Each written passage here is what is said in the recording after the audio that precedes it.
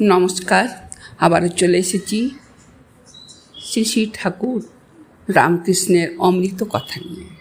আমার ভিডিও শেষ পর্যন্ত দেখার অনুরোধ রইল।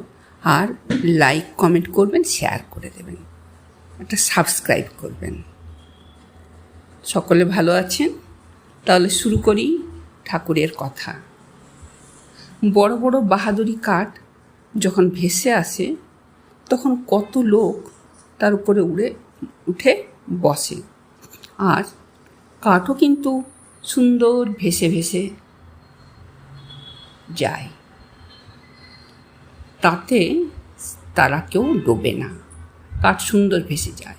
কিন্তু অনেক সময় দেখেন সামান্য একখানা কাঠ, তাতে যদি একটা কাক বসে অমনি সেটা ডুবে যায়।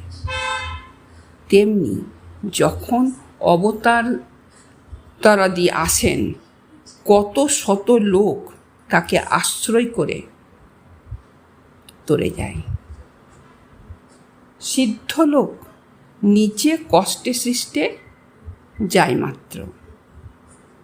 যেমন দেখো না, রেলের ইঞ্জিন আপনি চলে যায়, ও কত মাল বোঝায় গাড়ি টেনে নিয়ে যায়।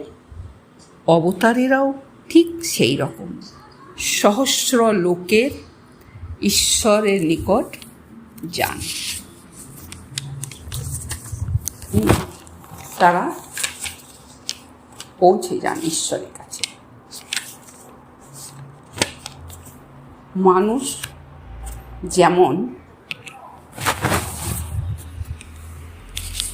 বালিশের খোল, বালিশের ওপর দেখতে কোনোটা লাল কোনোটা কালো, কিন্তু সকলের ভেতরে সেই একটাই তুলো আছে। মানুষ দেখতে কেউ সুন্দর, কেউ কালো, কেউ সাধু, কেউ অসাধু, কিন্তু সকলের ভেতরেই সেই এক ঈশ্বরই বিরাজ করে। তাকে খুঁজে নিতে হবে। ধন্যবাদ।